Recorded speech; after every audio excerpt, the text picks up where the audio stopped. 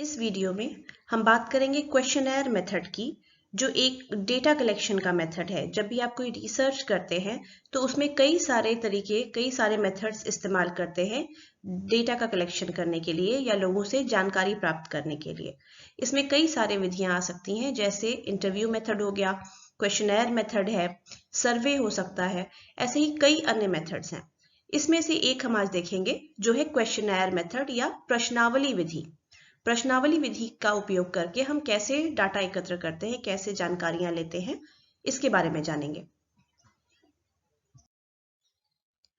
Questionnaire method यानी प्रश्नावली विधि एक बहुत ही प्रचलित तरीका है डाटा एकत्र करने का, खासकर जब आपको एक बड़े पैमाने पर डाटा लेना हो, यानी कई लोगों से डाटा लेना हो।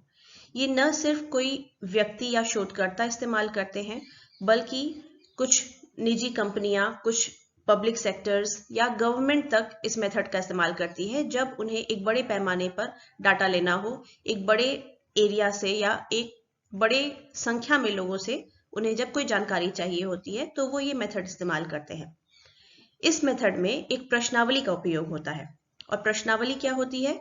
कुछ पन्नों की, चाहे एक पन्ना भी हो सकता है, चाहे कई पेजेस हो सकते हैं, उन पर कुछ प्रश्न लिखे होते हैं, एक निश्चित क्रम में लिखे होते हैं, और साथ ही उसी पे जगह भी दी हुई होती है उनके उत्तर देने के लिए।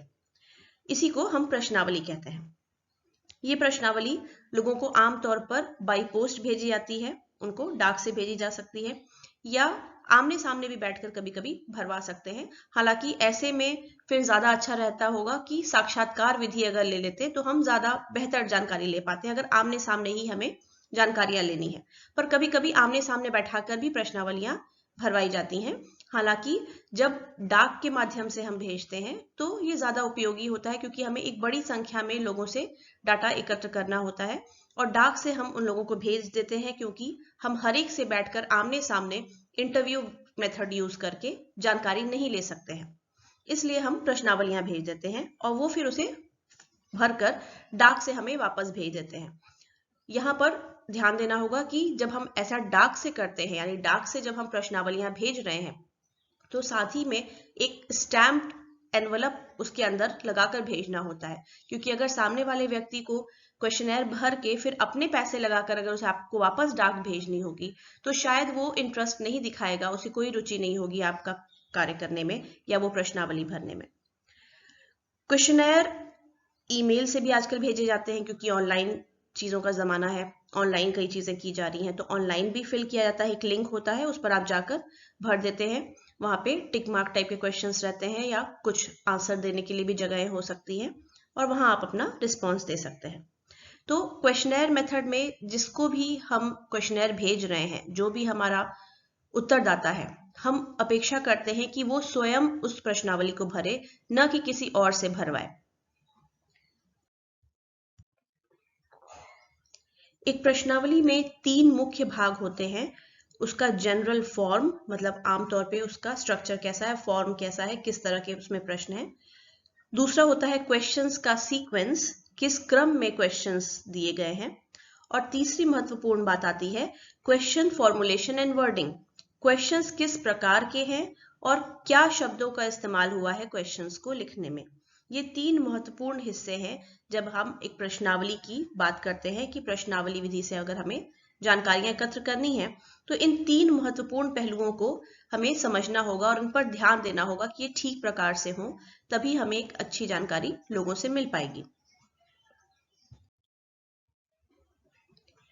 आइए इसमें पहला पहलू ले लेते हैं, जो है जनरल फॉर्म, यानी सामान्य स्वरूप कैसा होना चाहिए एक क्वेश्चनर का। जब भी हम स्वरूप की बात करते हैं क्वेश्चनर की, तो 2 मुख्य चीजें आती हैं कि आपका क्वेश्चनर या प्रश्नावली स्ट्रक्चर्ड है या अनस्ट्रक्चर्ड है। स्ट्रक्चर्ड क्वेश्चनर्स वो होते हैं जिसमें प्रश्न बहुत साफ साफ, सटीक और पहले से तय होते हैं, पहले से लिखे होते हैं कि ये प्रश्न है, इस क्रम में दिए हैं, और वो प्रश्न उसी क्रम में हर व्यक्ति को दिए जाएंगे जिससे भी हम जानकारियां ले रहे हैं। उसी क्रम में वही सारे प्रश्न उन्हीं शब्दों में सभी व्यक्तियों को दिए जाते हैं। ये होता है स्ट्रक्चर्ड क्वेश्चनर, जो पहले से उसका स्ट्रक्चर निर्धारित है, उसका स्वरूप निर्धारित है। लेकिन कभी कभी होता है कि हम अनस्ट्रक्चर्ड क्वेश्चनर भी यूज करते हैं। अनस्ट्रक्चर्ड क्वेश्चनेयर में पहले से प्रश्न तय नहीं होते हैं, पर उस पर हम आगे आएंगे। पहले स्ट्रक्चर्ड क्वेश्चनेयर को ही बेहतर समझ लेते हैं।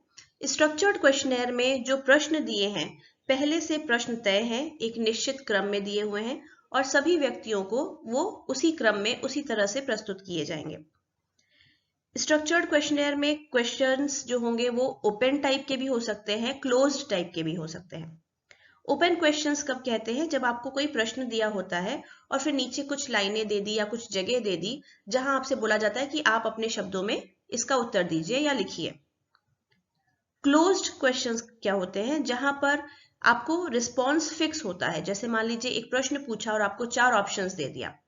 अब आप अपने मन से वहां जवाब नहीं लिख सकते, अपने शब्दों में नहीं लिख सकते, आपको उन्हीं में से एक का चुनाव करना है। या यस नो टाइप के क्वेश्चंस, कोई क्वेश्चन दे दिया, यस और नो 2 ही ऑप्शन है आपके पास। तो वैसे प्रश्न जहां पहले से कुछ ऑप्शन देकर रखा होता है कि आपको उन्हीं में से अपने उत्तर का चुनाव करना है, उन्हें कहते हैं क्लोज्ड क्वेश्चंस। और ओपन क्वेश्चंस वो होते हैं जहां पर आप फ्रीली जो चाहते हैं अपने शब्दों में चीजें लिख सकते हैं, बातें लिख सकते हैं। वहां पर पहले से कुछ उत्तर दिए नहीं होते हैं जिसमें से आपको चुनाव करना हो। तो ये होता है ओपन और क्लोज्ड क्वेश्चन का टाइप, जो कि स्ट्रक्चर्ड क्वेश्चनेयर में आपको दिख सकता है।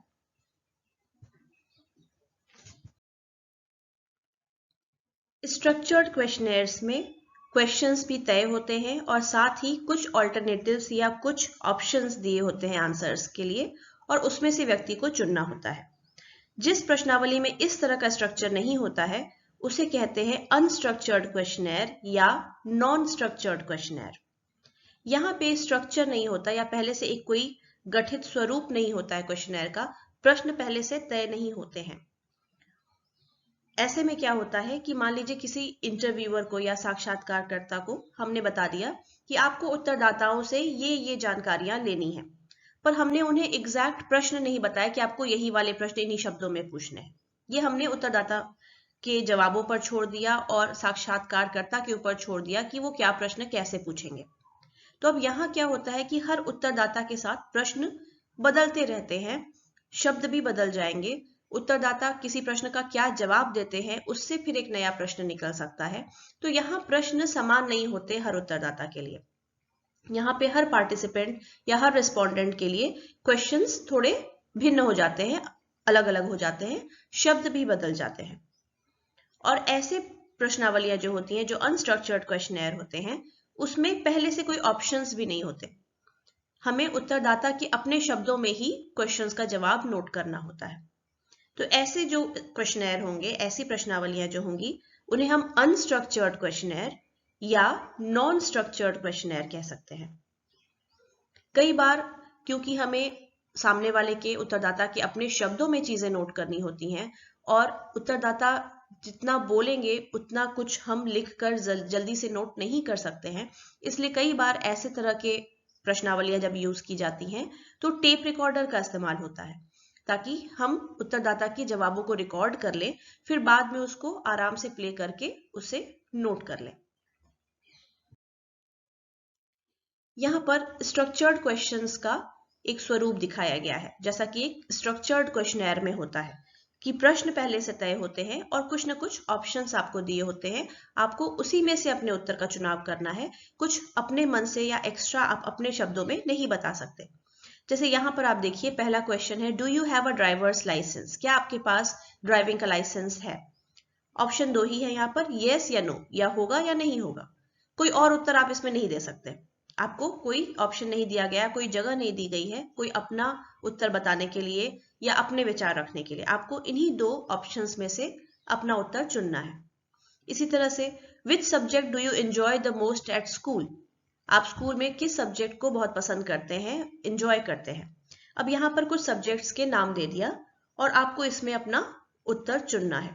कुछ अपने मन से अपने शब्दों में आप यहाँ नहीं बता सकते। इसी तरह से अगला है, how many hours a day do you spend doing homework? Homework करने में आप दिन का कितना घंटा व्यतीत करते हैं? इसमें भी कुछ ऑप्शंस दे दिया है और आपको इन्हीं में से चुनाव करना है। तो ये एक स्ट्रक्चर्ड क्वेश्चनेयर का एग्जाम्पल है, जहां क्वेश्चंस भी तय हैं और ऑप्शंस भी दिए हुए आंसर्स के लिए। एक तरह से आंसर्स को भी सीमित कर दिया गया है कि आप इन्हीं में से आंसर दे सकते हैं, कुछ एक्स्ट्रा अपना ऐड नहीं कर सकते। और यहाँ आप उदाहरण एक देख पा रहे हैं अनस्ट्रक्चर्ड क्वेश्चनेयर का, जहां पे क्वेश्चन पहले से तय नहीं होते हैं। ये क्वेश्चंस निर्भर करते हैं कि कौन सा उत्तरदाता है, उसने क्या जवाब दिया, उसके आधार पे क्वेश्चंस हम बदल सकते हैं।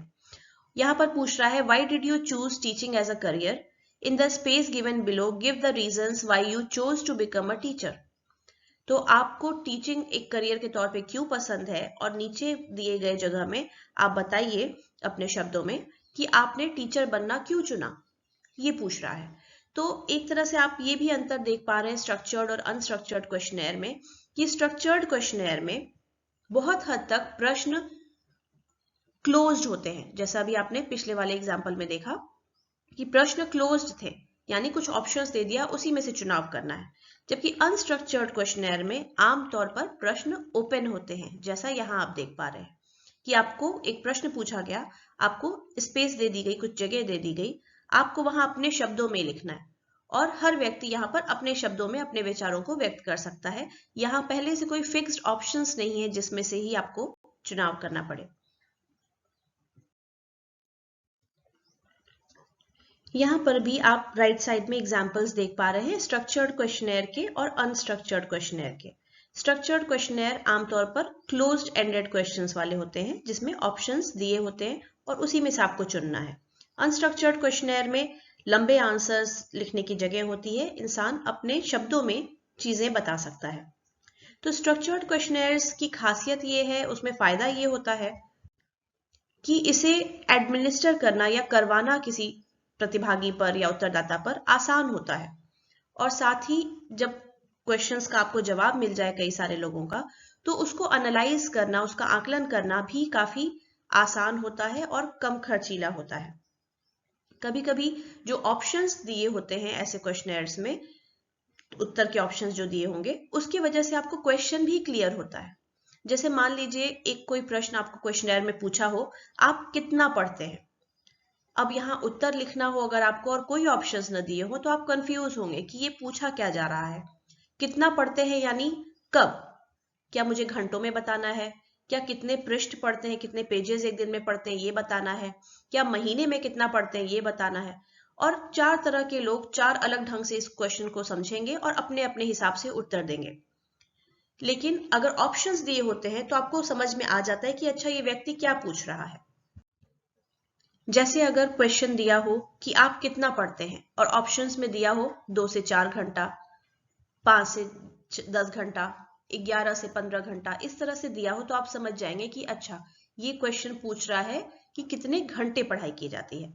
तो एक तरह से ऑप्शंस वाला जो तरीका होता है, जो स्ट्रक्चर्ड क्वेश्चनर में आपको मिलता है, ये आपको प्रश्न का अर्थ समझने में भी मदद करता है, आपको प्रश्न और स्पष्ट हो पाता है। लेकिन ऐसे क्वेश्चनर्स की कुछ कमियां भी हैं, जैसे यहाँ पर आप लोगों के अपने विचार उनके अपने शब्दों में नहीं समझ सकते, आपको वो जानकारी नहीं मिल सकती, क्योंकि कोई जगह ही नहीं दी जाती है ताकि सामने वाला व्यक्ति या उत्तरदाता अपने शब्दों में अपने विचार वहां पर रख पाए। और कई बार अगर आपने ऐसी प्रश्नावलियां की होंगी, तो आपको भी लगता होगा कि किसी प्रश्न का उत्तर जो ऑप्शंस दिए हैं उनमें से कोई भी आपके लिए बहुत सटीक नहीं बैठ रहा, और अगर जगह दी हुई होती तो आप अपने शब्दों में स्पष्ट बात अपने बारे में लिख पाते। तो ये कमी होती है ऐसे क्वेश्चनर्स की। ऐसे क्वेश्चनर्स वहां पर भी सही नहीं माने जाते जब आपको किसी व्यक्ति के एटीट्यूड के बारे में, उनकी भावनाओं के बारे में जानना हो या समझना हो, क्योंकि ये चीजें ऐसी हैं जो व्यक्ति के हिसाब से अलग अलग होंगी, उनकी परिस्थितियों के हिसाब से अलग अलग होंगी। अगर वहां आप कुछ स्पेस नहीं देंगे व्यक्ति को अपने परिस्थिति के बारे में लिखने के लिए या अपनी भावनाओं को व्यक्त करने के लिए, और सिर्फ कुछ फिक्स ऑप्शंस दे देंगे जिसमें से चुनाव करना हो, तो आपको सही प्रकार की जानकारी नहीं मिल पाएगी। ऐसे क्वेश्चनर्स वहां भी ठीक नहीं माने जाते जब आप किसी ऐसे विषय के बारे में जानकारी हासिल करना चाह रहे हैं जिसके बारे में पहले से बहुत ज्यादा जानकारी नहीं है। ये क्वेश्चनर्स तभी यूज किए जाने चाहिए जब आप वैसे टॉपिक का अध्ययन कर रहे हो जिसके बारे में पहले से काफी जानकारियां हैं, ताकि आप जब जो ऑप्शंस दे रहे हैं वो ऑप्शंस काफी कंप्लीट हो, काफी पूर्ण हो, हर तरह का ऑप्शन आपने दे रखा हो।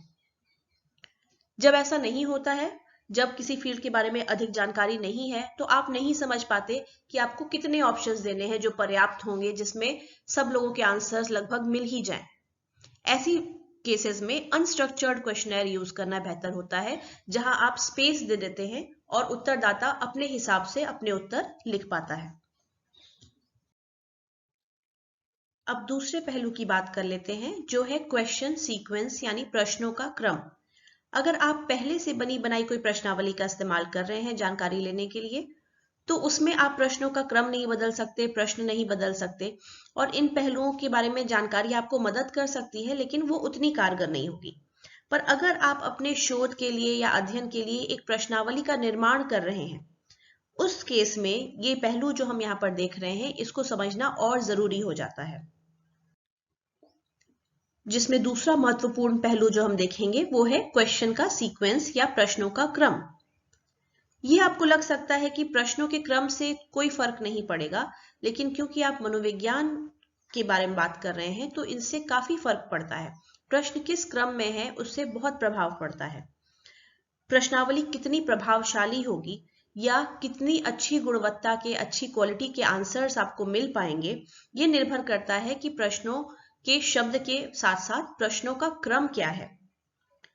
अगर प्रश्नों का क्रम सही प्रकार से नहीं है तो कई बार प्रश्नों का गलत अर्थ निकल सकता है, या आप जिस उद्देश्य के साथ आपने प्रश्न पूछा, पढ़ने वाले को वो उद्देश्य नहीं समझ में आ सकता है और वो कुछ अलग तरह के जवाब दे सकता है जो फिर आपके लिए काम के नहीं होंगे।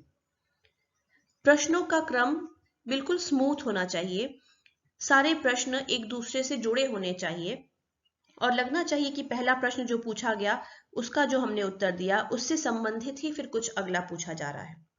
ये क्रम अगर सही नहीं रहेगा तो लोगों को कंफ्यूजन भी हो सकती है, उन्हें समझ में नहीं आएगा कि ये क्या पूछा जा रहा है या इतना आगे पीछे प्रश्न क्यों पूछे जा रहे हैं। अगर आपने कभी कोई खराब तरह की प्रश्नावली देखी हो तो आपको ये दिक्कत समझ में आई होगी। जो क्वेश्चन सबसे आसान हो जवाब देने के लिए आमतौर पर प्रश्नावली में उसको शुरुआती क्रम में रखा जाता है। अगर शुरुआत में ही आप कठिन प्रश्न पूछ देंगे तो उत्तरदाता का मन विचलित हो सकता है, उसको लगेगा कि इतने कठिन प्रश्न पूछे जा रहे हैं, आगे और इतने सारे कठिन प्रश्न होंगे, मुझे ये प्रश्नावली नहीं भरनी, वो मना कर सकते हैं जानकारी देने से। तो ये सुनिश्चित करने के लिए कि लोग आपको कोऑपरेट करें, आपकी मदद करें, प्रश्नावली पूरी भरें, इसके लिए जरूरत है कि आप सीक्वेंस पर जरूर ध्यान दें। आसान क्वेश्चंस को पहले रखा जाना चाहिए, कठिन क्वेश्चंस जो हो उनको बाद में, और सबसे अच्छा होगा कि आसान क्वेश्चन से शुरू करते हुए कठिनाई धीरे धीरे बढ़ते हुए एकदम अंत में और कठिन क्वेश्चंस की तरफ जाए। शुरुआती क्वेश्चंस न सिर्फ आसान होने चाहिए बल्कि ऐसे भी होने चाहिए जिससे हमारा जो उत्तरदाता है उसका इंटरेस्ट बना रहे, उसको रुचि आए, उसको प्रश्नावली भरने का मन करे। अगर शुरुआती ही 2-4 प्रश्न में उसको अरुचि हो जाएगी, उसे अच्छा नहीं लगेगा प्रश्नावली भरने में, तो बहुत संभावना है कि वो पूरी प्रश्नावली नहीं भरेगा और आपका उद्देश्य अधूरा रह जाएगा। आपको जो जानकारियां चाहिए लोगों से वो नहीं मिल पाएंगी।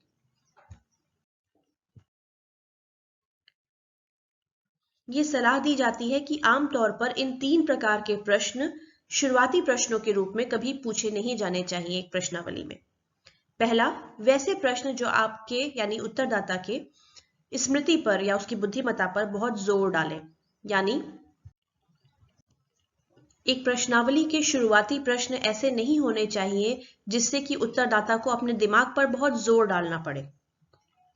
दूसरा, वैसे प्रश्न जिसमें आप व्यक्ति के कुछ बहुत ही व्यक्तिगत या निजी जानकारियां ले रहे हो या उनके पर्सनल कैरेक्टर के बारे में, उनके चरित्र से संबंधित कोई जानकारियां पूछ रहे हो, ऐसे प्रश्न भी शुरुआती प्रश्न के तौर पर नहीं होने चाहिए।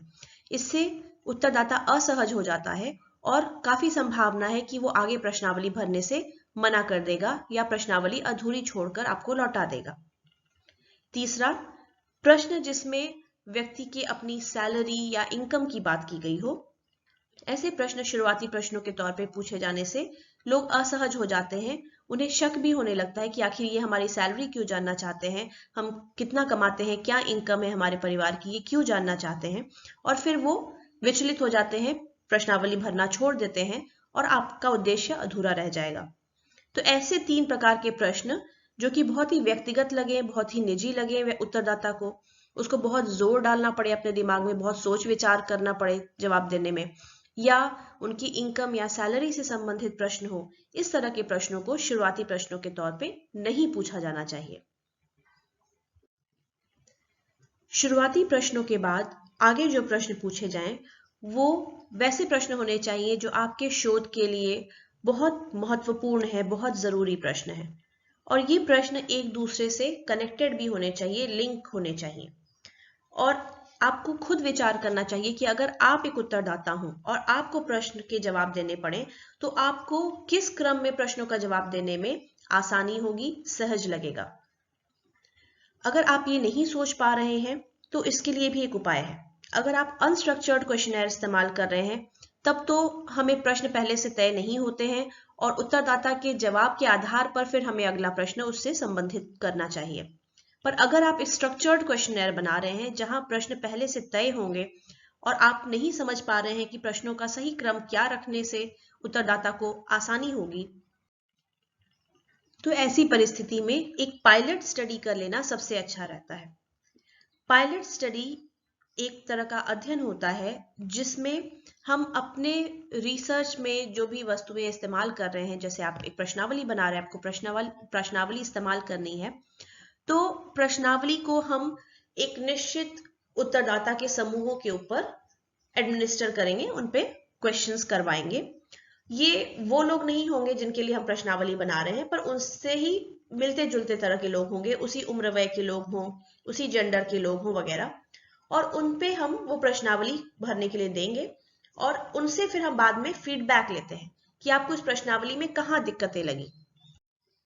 अगर आपको इस प्रश्नावली में कहीं कुछ अच्छा लगा तो बताइए, किसी वजह से आपको कोई दिक्कत हुई तो बताइए। अगर प्रश्नों का क्रम सही नहीं लग रहा या प्रश्नों का शब्द ऐसा है जो आपको समझ में नहीं आया, तो वो चीजें भी आप फीडबैक दीजिए। इस तरह का फीडबैक लेने से हमें पहले से आइडिया लग जाता है कि कहाँ पर कमियां रह गई हैं प्रश्नावली में, और फिर हम उसे सुधार के ठीक करके तब फाइनल अपना जो मेन अध्ययन है वो कर सकते हैं।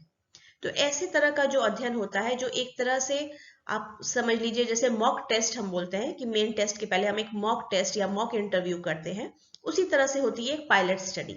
हम मेन प्रोसेस जो करने वाले हैं या जो मेन अध्ययन करने वाले हैं उसका पहले ही एक प्रकार से टेस्टिंग कर लेना। तो यहाँ पे हमें फीडबैक मिल जाता है उत्तरदाताओं से कि कहाँ कमियां या प्रॉब्लम्स रह गई हैं या प्रश्नों का क्रम कैसा होने से ज्यादा सुविधा होगी लोगों को, और उसके हिसाब से हम चीजें चेंज कर सकते हैं। जो लगभग कठिन प्रश्न हैं उनको प्रश्नावली के अंत की तरफ ही रखना चाहिए, ताकि अगर उत्तरदाता उनका जवाब न भी देना चाहे तो भी कुछ खास समस्या न हो। और अगर उत्तरदाता ऐसे प्रश्नों का जवाब न दे, ऐसे प्रश्नों को छोड़ दे, तो भी हमने पहले इंपॉर्टेंट प्रश्न अपने अध्ययन से संबंधित पूछ लिए हैं और हमें जानकारियां मिल गई हों, जानकारी का नुकसान न हो। इसलिए कठिन प्रश्न हमेशा अंत की तरफ रखने चाहिए। तो आमतौर पर प्रश्नों का क्रम कैसा होना चाहिए? शुरुआत में कुछ सामान्य साधारण प्रश्न पूछे जाने चाहिए, आसान प्रश्न होने चाहिए और कठिनाई धीरे धीरे बढ़नी चाहिए। सबसे कठिन प्रश्न अंत की तरफ होने चाहिए। शुरुआती प्रश्न जनरल किस्म के होने चाहिए और आगे के प्रश्न काफी विशिष्ट या स्पेसिफिक जवाब मांगते हो, ऐसे प्रश्न होने चाहिए।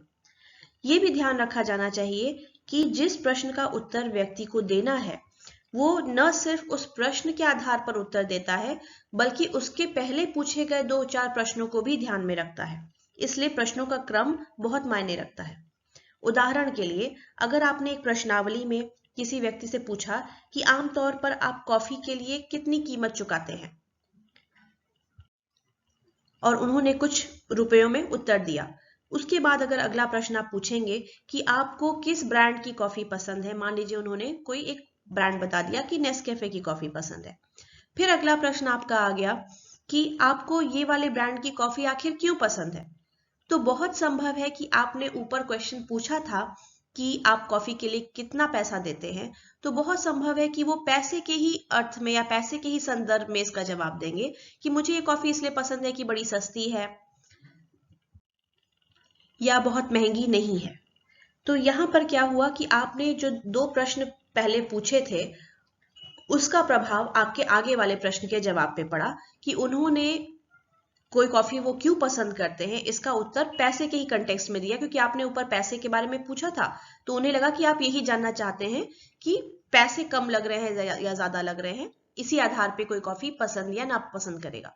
फिर वो उसके टेस्ट की बात नहीं करेंगे, उसके अरोमा की बात नहीं करेंगे, किसी और फैक्टर की बात नहीं करेंगे, उसकी क्वालिटी की बात नहीं करेंगे। तो ये भी बहुत जरूरी है समझना कि प्रश्नों का क्रम किस प्रकार से आगे के प्रश्नों के जवाब को प्रभावित कर सकता है। क्वेश्चनर्स के बारे में तीसरा पहलू आता है क्वेश्चन फॉर्मुलेशन एंड वर्डिंग का। आप क्या शब्द इस्तेमाल कर रहे हैं प्रश्न लिखने के लिए, ये भी बहुत महत्वपूर्ण है। और यहां पर ध्यान देना चाहिए कि आप जितने इजी प्रश्न पूछेंगे, जितने सिंपल शब्दों का इस्तेमाल करेंगे, उतना ज्यादा से ज्यादा लोग बेहतर समझ पाएंगे प्रश्नों को। तो क्वेश्चंस बहुत ही सीधे सीधे पूछे जाने चाहिए, सरल होने चाहिए, बहुत ही सरल भाषा का प्रयोग होना चाहिए। क्वेश्चंस में एक बार में एक ही विचार के बारे में बात की गई हो, 2-4 विचारों के बारे में एक साथ ना पूछा गया हो, क्योंकि ऐसे प्रश्नों का जवाब देना काफी कठिन और जटिल हो जाता है। क्वेश्चंस इस प्रकार के होने चाहिए जिस प्रकार से एक व्यक्ति अपने आम जीवन में चीजों को सोचता समझता है। जैसे मान लीजिए एक प्रश्नावली हो जिसमें कोई व्यक्ति या कोई कंपनी जो रेजर ब्लेड बनाती है वो देखना चाह रही हो कि लोग कितने रेजर ब्लेड इस्तेमाल करते हैं। तो उन्होंने सभी पुरुषों को एक प्रश्नावली बांट दी जिसमें मान लीजिए एक प्रश्न था कि आप सालाना कितने रेजर ब्लेड इस्तेमाल करते हैं। अब इस प्रश्न का बहुत सटीक उत्तर आप नहीं पा सकते, क्योंकि सालाना कोई नहीं सोचता है, या इतना विचार करना पड़ेगा, दिमाग पे जोर डालना पड़ेगा, और शायद कुछ लगभग औसत वो व्यक्ति जवाब दे दे, वो सही सही नहीं बता पाएगा कि सालाना कितना इस्तेमाल करता है। पर वहीं अगर आपने उनसे ये प्रश्न पूछा होता जो ज्यादा वास्तविक और सही तरह का प्रश्न होगा कि आपने पिछले हफ्ते कितने रेजर ब्लेड का इस्तेमाल किया, अब ये उनको सटीक तरह से याद होगा कि लास्ट हफ्ते, पिछले हफ्ते हमने कितने रेजर ब्लेड इस्तेमाल किए, ये संख्या वो सटीक तरह से बता पाएंगे। और अगर ये बता दिया तो उसके आधार पे सालाना कितना खर्च होता होगा आप लगभग सही एस्टिमेट निकाल पाएंगे कैलकुलेशन करके। तो लोग जिस तरह से सोचते हैं, जिस तरह से सोचना पसंद करते हैं, उस तरह के प्रश्न अगर होंगे, लोगों को दिमाग पे ज्यादा जोर नहीं डालना पड़ेगा, तो न सिर्फ वो सही प्रकार से जवाब देंगे बल्कि आपको सही उत्तर भी मिल पाएंगे। ये तो हुई प्रश्नों के शब्दों की बात। अब अगर प्रश्नों के प्रकार की बात करें तो आमतौर पर 2 प्रकार हम देखते हैं प्रश्नावलियों में। एक होता है मल्टीपल चॉइस क्वेश्चन और एक open and question. Open and question हमने पहले भी देखा कि आपने क्वेश्चन पूछ दिया और कुछ स्पेस दे दी नीचे और वहां व्यक्ति को अपने शब्दों में जवाब देना है। मल्टीपल चॉइस क्वेश्चन जहां पर क्वेश्चन पूछा है और 4 या 5 ऑप्शंस दिए होंगे और आपको कोई एक आंसर चुनना है। तो इन दोनों के अपने फायदे या नुकसान हैं। मल्टीपल चॉइस क्वेश्चन में एडवांटेज ये है, फायदा ये है कि बहुत इजी होता है इसको हैंडल करना, लोगों को जवाब देने में भी आसानी पड़ती है। आप खुद सोचिए, अगर आपको एक प्रश्नावली दी जाए जिसमें 10 प्रश्न हो और सब में 4-4 ऑप्शन दिए हों, आप वो जल्दी भर लेंगे और आसानी से भर लेंगे, बजाय कि आपको 10 प्रश्न दिए हों और आपको सबके आंसर अपने शब्दों में लिखने हों। आप ऐसे क्वेश्चनर को भरने से कतराएंगे क्योंकि इसमें समय ज्यादा लगेगा, मेहनत ज्यादा लगेगी। तो मल्टीपल चॉइस क्वेश्चंस जो होते हैं वैसे प्रश्नावलियां लोग प्रेफर करते हैं क्योंकि इसमें मेहनत कम लगती है और दिक्कत कम आती है, समय भी कम लगता है। और न सिर्फ ये उत्तरदाता के लिए आसान है बल्कि जो शोधकर्ता हैं उनके लिए भी ये काफी आसान होता है, क्योंकि आंसर्स को एनालाइज करना, उनका आकलन करना काफी आसान हो जाता है। और जैसा हमने पहले भी डिस्कस किया, कभी कभी जब ऑप्शंस दिए होते हैं तो प्रश्न का अर्थ और ज्यादा क्लियर हो जाता है, स्पष्ट हो जाता है कि प्रश्न क्या पूछ रहा है, क्या जानना चाहता है। ये सारी अच्छी चीजें हैं इसमें। पर इसमें कुछ कमियां भी हैं, और एक मुख्य कमी जो मानी जाती है मल्टीपल चॉइस क्वेश्चंस की, वो ये होती है कि इसमें आप जबरदस्ती लोगों को जवाब एक तरह से सजेस्ट कर देते हैं, जवाब का सलाह दे देते हैं लोगों को, ऐसे प्रश्नों का भी जिसके बारे में शायद उन्होंने कभी सोचा ही ना हो। जैसे मान लीजिए आप किसी गांव की किसी महिला के पास जाएं और उसके प्रश्नावली में आपने प्रश्न पूछा हो कि आपको किस ब्रांड के कपड़े पसंद है। अब आपने वहां पे 2-4 ब्रांड्स के नाम दे दिए, शायद उसने कभी वो ब्रांड्स के नाम सुने भी नहीं होंगे, उसने कभी इस बारे में सोचा भी नहीं होगा, पर क्योंकि अब आपने वहां ऑप्शन दे दिए, उसमें से एक ऑप्शन शायद जो नाम उसे अच्छा लग जाए, या शायद कोई एक नाम जो उसको थोड़ा सा पहचाना हुआ लगे, उसने कभी कहीं सुना हो, उसका वो जवाब दे देंगी। और आपको क्या लगेगा कि उन्हें वो ब्रांड पसंद है, जबकि सच्चाई ये है कि उन्होंने उन ब्रांड्स के बारे में कभी सोचा ही नहीं, उन चीजों के बारे में उनका अपना कोई मत या विचार था ही नहीं। तो ये प्रॉब्लम्स होती हैं एक मल्टीपल चॉइस क्वेश्चन में, जहां पे प्रश्नों का आप ऑप्शन दे देते हैं तो लोगों को सोचने का एक मौका दे देते हैं। अगर मान लीजिए यहीं पर एक अनस्ट्रक्चर्ड क्वेश्चन होता, एक ओपन एंडेड क्वेश्चन होता, जहां पे ये प्रश्न पूछा जाता कि आपको कपड़ों के कौन से ब्रांड्स पसंद है, और जगह दी होती लिखने की, तो बहुत संभव है कि वो महिला वहां पर साफ साफ लिख देती कि मुझे ब्रांड्स के बारे में नहीं पता, या मैंने इस बारे में कभी विचार नहीं किया, जो कि उसका सही और सटीक उत्तर होता। लेकिन क्योंकि आपने ऑप्शंस दे दिए और कहीं ऑप्शन नहीं दिया कि वो अपने उत्तर दे सके, इसलिए वो कहीं भी कोई भी एक ऑप्शन चुन लेंगी। इस कमी को दूर करने के लिए अच्छा रहता है कि मल्टीपल चॉइस क्वेश्चंस में थोड़ा ऑप्शन दिया जाए अपनी राय रखने के लिए। जैसे उदाहरण के लिए कभी आपने ऐसे भी प्रश्न देखे होंगे जिसमें प्रश्न पूछा हुआ है, 3 या 4 ऑप्शंस दिए हुए हैं, और आखिरी ऑप्शन होता है इनके अलावा या अन्य, और फिर लिखा होता है उल्लेख करें। जैसे मान लीजिए आपसे पूछा गया आपको कौन सी आइसक्रीम पसंद है, किस फ्लेवर की आइसक्रीम पसंद है, 3 ऑप्शन दे दिया, चॉकलेट, स्ट्रॉबेरी, वनीला, और चौथा दे दिया अन्य, और फिर जगह दे दी कि उल्लेख करें। तो आपको पता चला कोई और ही पसंद है, ऑरेंज फ्लेवर पसंद है, तो आपने लिखा अन्य को टिक कर दिया और फिर लिखा कि ऑरेंज फ्लेवर। तो ये अच्छा रहता है कि अगर जो दिए हुए ऑप्शंस हैं उसमें से भी आपका आंसर मैच ना करे, तो आपको फिर थोड़ी स्पेस दे दी गई कि यहाँ पर आप अपना उत्तर लिख दीजिए। तो ये थोड़ा सा एक बेहतर तरीका होता है मल्टीपल चॉइस क्वेश्चन पूछने का।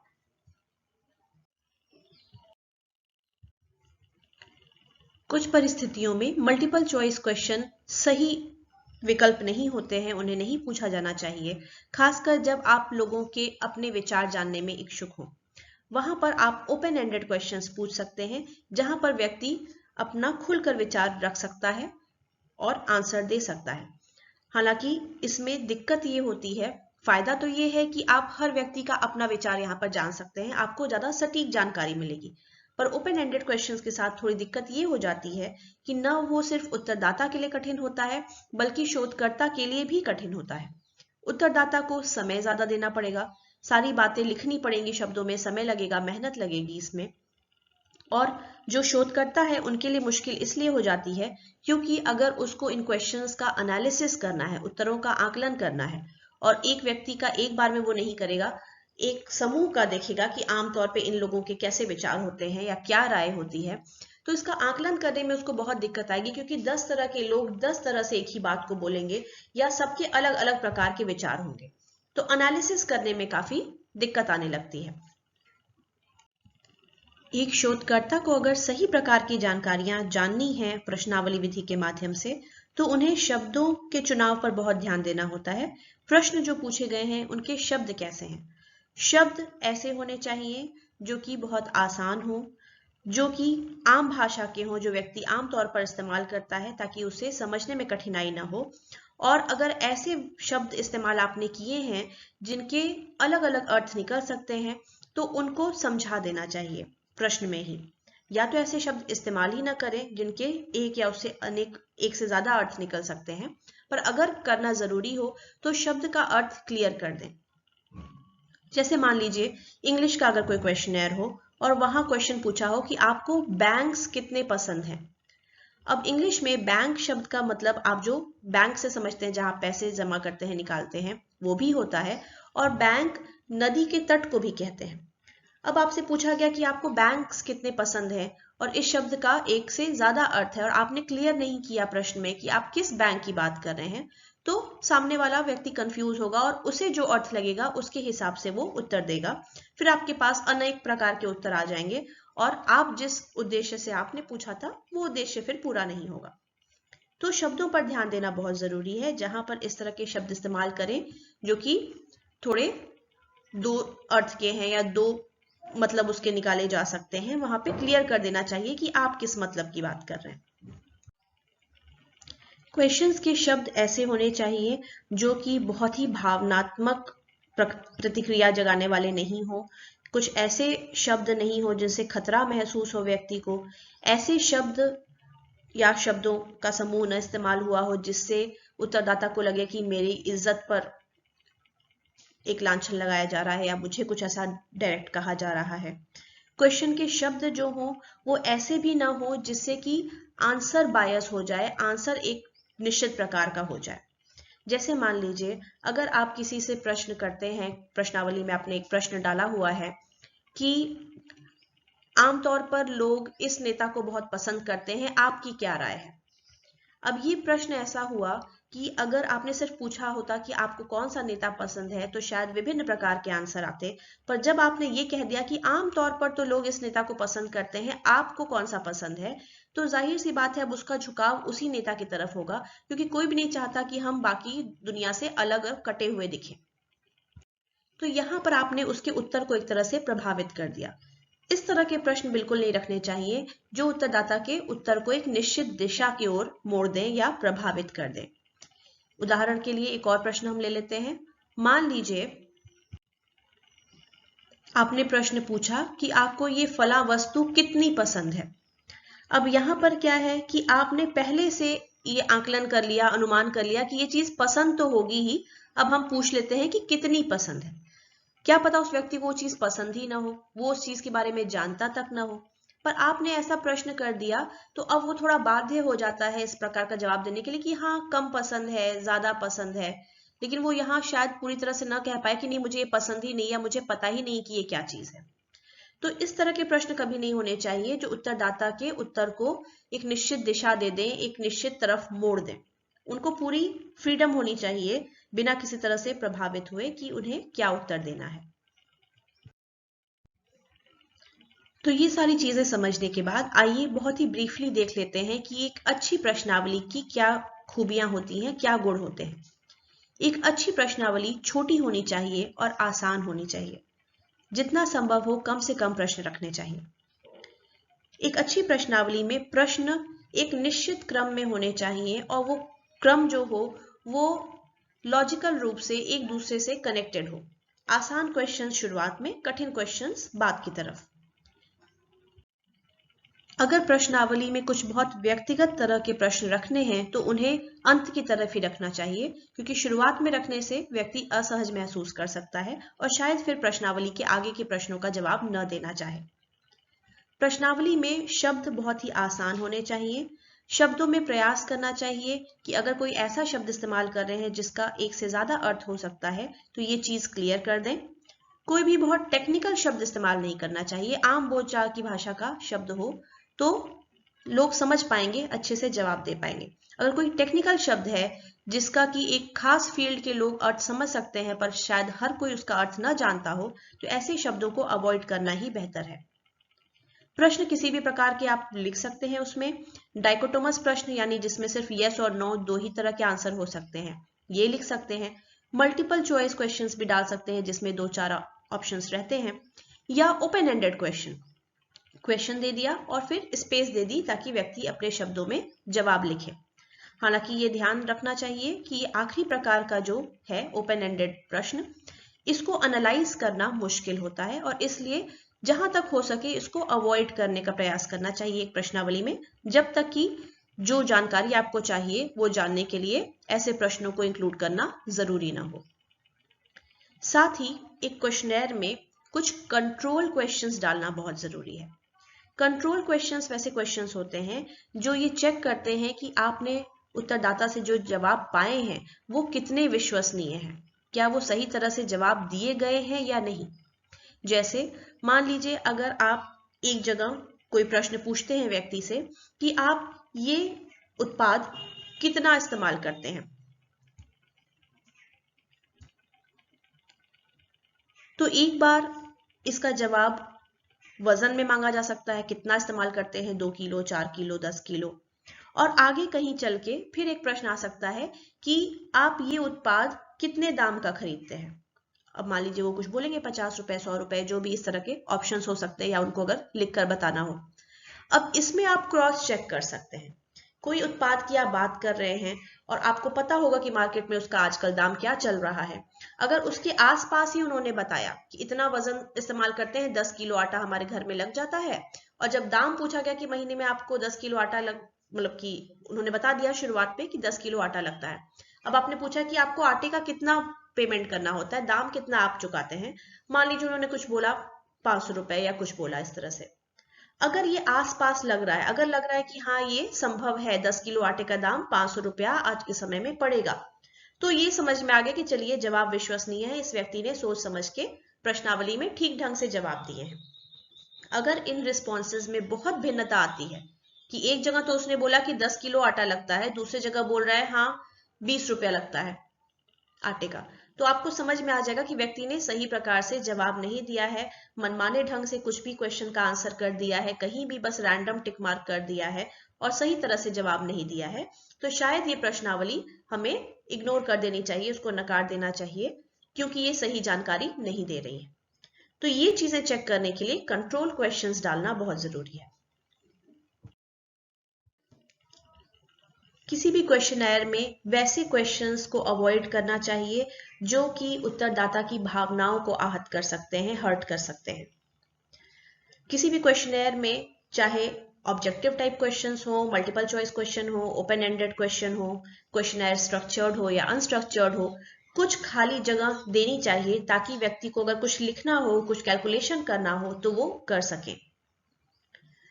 प्रश्नों में जहां खासकर मल्टीपल चॉइस क्वेश्चंस हैं, उसमें एक ऑप्शन जरूर ऐसा देना चाहिए कि ज्ञात नहीं, डू नॉट नो, या नो प्रेफरेंस, मतलब वैसा भी ऑप्शन देना चाहिए कि नहीं दिए हुए ऑप्शंस में से मेरे पर कोई लागू नहीं है, ऐसा भी ऑप्शन हो, ताकि व्यक्ति को अगर इस तरह का जवाब देना हो तो उसे बेवजह ऑप्शन न होने की वजह से दिए हुए ऑप्शंस में से गलत आंसर न टिक करना पड़े। कोई भी क्वेश्चनर हो, कोई भी प्रश्नावली हो, उसमें निर्देश जरूर होने चाहिए कि प्रश्नावली में क्या पूछा गया है और कैसे भरना है। और फाइनली एक और ध्यान देने की चीज कि आपकी प्रश्नावली कैसी दिख रही है, ये भी बहुत महत्वपूर्ण है। अगर अट्रैक्टिव दिख रही है, आकर्षक है, तो काफी संभावना बढ़ जाती है कि लोग जवाब देंगे, खासकर तब जब आप डाक से प्रश्नावलियां उनके घर भेज रहे हैं।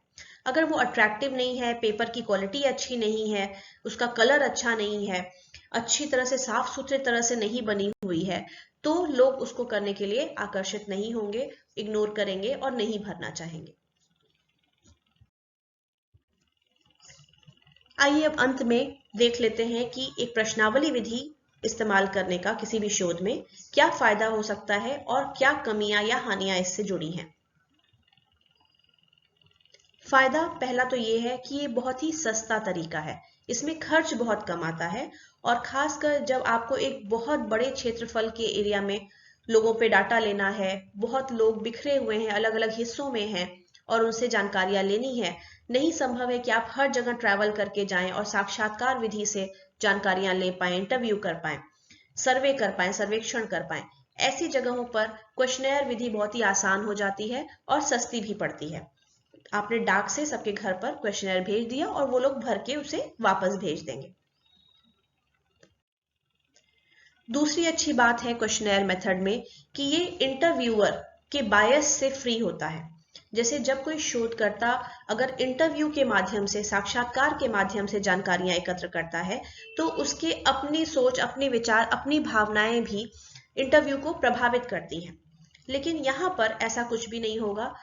प्रश्नावली में व्यक्ति अपने शब्द में जवाब देता है और जो शोधकर्ता है उसकी भावनाएं और विचार सामने वाले को प्रभावित नहीं कर पाते हैं।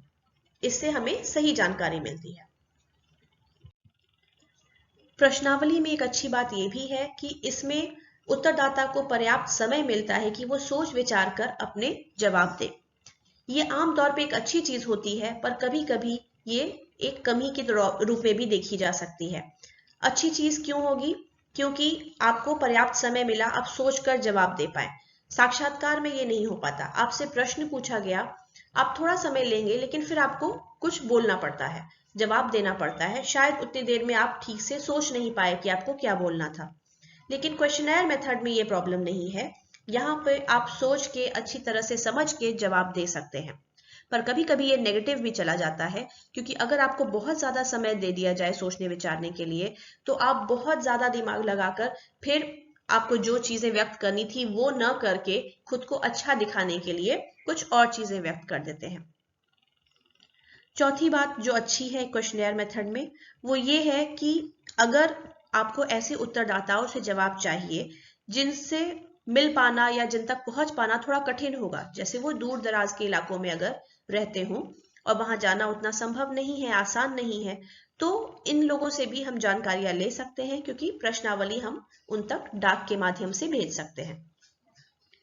और पांचवी अच्छी बात जो इसमें है वो ये है कि प्रश्नावली विधि से बहुत आसानी से हम बहुत बड़ी तादाद में लोगों पर डाटा एकत्र कर सकते हैं, और जितनी बड़ी संख्या में हम डाटा लेते हैं हमारा रिजल्ट जो आता है वो उतना विश्वसनीय होता है, भरोसेमंद होता है। क्योंकि जैसा हमने सैंपलिंग के बारे में डिस्कस किया था, आपको याद होगा उस वीडियो में, कि हम सैंपल पर अध्ययन क्यों करते हैं, क्योंकि हम पूरी पॉपुलेशन पे नहीं कर पाते और करना संभव नहीं हो पाता इसलिए। लेकिन अगर हम पॉपुलेशन पर कर पाए तो उससे बेस्ट कुछ नहीं होगा, और इसीलिए आपका सैंपल जितना बड़ा हो, जितना पॉपुलेशन के आकार के करीब पहुंचे, उतना ज्यादा विश्वसनीय और अच्छा रिजल्ट आता है। और क्योंकि प्रश्नावली विधि से कम समय में सस्ते में हम बहुत ज्यादा लोगों पर डाटा ले सकते हैं, इसलिए ये मेथड बहुत ही अच्छे रिजल्ट्स देता है, बहुत ही भरोसेमंद रिजल्ट्स देता है। हालांकि इस मेथड की कुछ खामियां भी हैं, कुछ कमियां भी हैं इसमें, जिसको देख लेते हैं। पहला कि अगर आप क्वेश्चनेयर्स लोगों में बांट रहे हैं और खासकर जब आप उनको डाक से भेज रहे हैं, तो उसके वापस आने की संभावना काफी कम होती है। भले आपने टिकट लगा हुआ एक लिफाफा उनको साथ में भेजा हो ताकि उन्हें अपने पैसे न लगे, पर जल्दी कोई ये भी नहीं करना चाहता कि क्वेश्चनेयर भरे और उसे लिफाफे में डालकर पोस्ट करने जाए। तो ऐसे क्या होता है कि क्वेश्चनेयर्स में जवाब जो आते हैं वो काफी कम आते हैं। पता चला आपने 1000 लोगों को भेजा था क्वेश्चनेयर, तो उसमें से मुश्किल से 100-200 वापस आ रहे हैं, तो ये दिक्कत एक होती है। दूसरा, अगर व्यक्ति ने जवाब दिया ही नहीं, रिस्पॉन्स भेजा ही नहीं, तो आपको समझ में नहीं आता कि इसका क्या अर्थ है। क्या वो इंटरेस्टेड नहीं है, क्या उन्हें समय नहीं मिला, क्या ये प्रश्नावली में जो चीजें पूछी गई उन पर लागू नहीं होती, क्या प्रश्नावली उन्होंने खो दी या नष्ट हो गई किसी प्रकार से। आप समझ नहीं पाते हैं कि कारण क्या रहा होगा जिसकी वजह से उत्तर नहीं आया। दूसरी प्रॉब्लम जो होती है कि रिस्पोंडेंट्स या उत्तरदाता जो हैं वो प्रश्नावली तभी भरेंगे जब वो पढ़े लिखे हैं और आपका सहयोग करना चाहते हैं, कोऑपरेट करना चाहते हैं। अगर पढ़ा लिखा व्यक्ति नहीं है, अनपढ़ है, तो क्वेश्चनेयर का कोई फायदा नहीं है। वहां पे साक्षात्कार कर लेना बेहतर होता, क्योंकि आप सामने से बातचीत करके जानकारी निकलवा सकते हैं, लेकिन अगर उसे पढ़ने लिखने नहीं आता तो प्रश्नावली पढ़ के वो उत्तर नहीं लिख सकता है। एक बार प्रश्नावली आपने भेज दी, फिर आपका नियंत्रण उस पर से चला जाता है।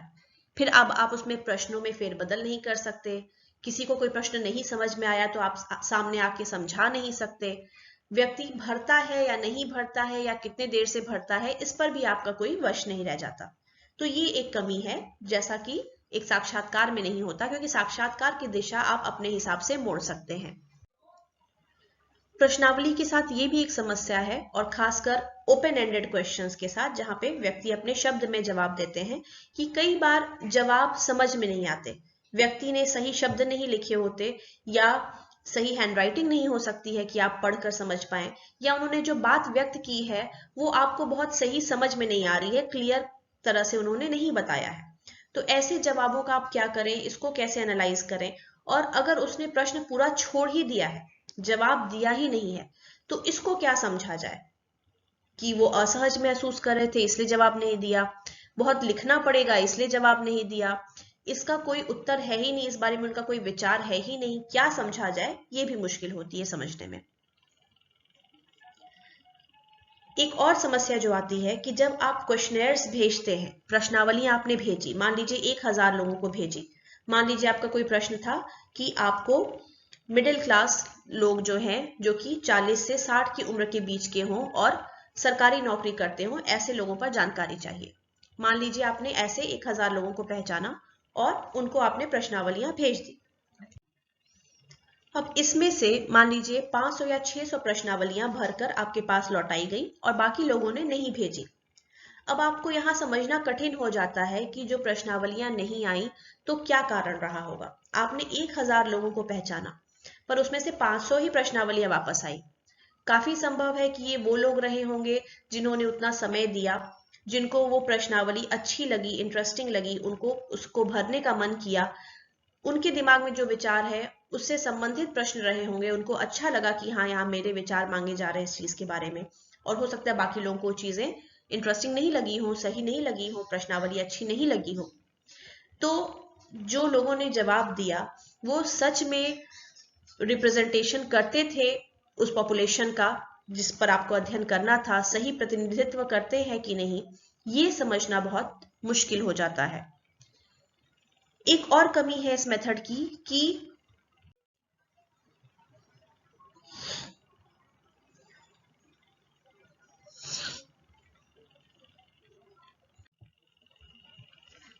मान लीजिए आपने प्रश्नावलियां भेजी कई लोगों को और फिर उनको आपने 15-20 दिन का समय भी दिया कि वो प्रश्नावली भर के आपको वापस दें, लेकिन उन्होंने उतने दिन में प्रश्नावली नहीं भरी और जब आप मांगने गए तो उन्होंने बोला कि नहीं अभी तो हम नहीं भर पाए, कुछ समस्या आ गई थी, हमें समय नहीं मिला, आप हमें 7 दिन और दीजिए।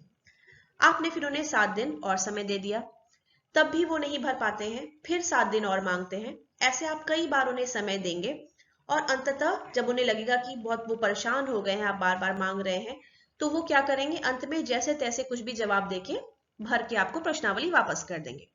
तो समय भी इतना लग गया, महीने भर का समय आपने उन्हें दे दिया, महीने भर से ज्यादा समय दे दिया, और उसके बाद जो जवाब आए वो भी बहुत भरोसेमंद नहीं है, विश्वसनीय नहीं है, क्योंकि उन्होंने हड़बड़ी में बस खाना पूर्ति करके जैसे भी काम करके दे दिया। तो ये सब कमियां हैं जो एक प्रश्नावली विधि में देखने में आती हैं।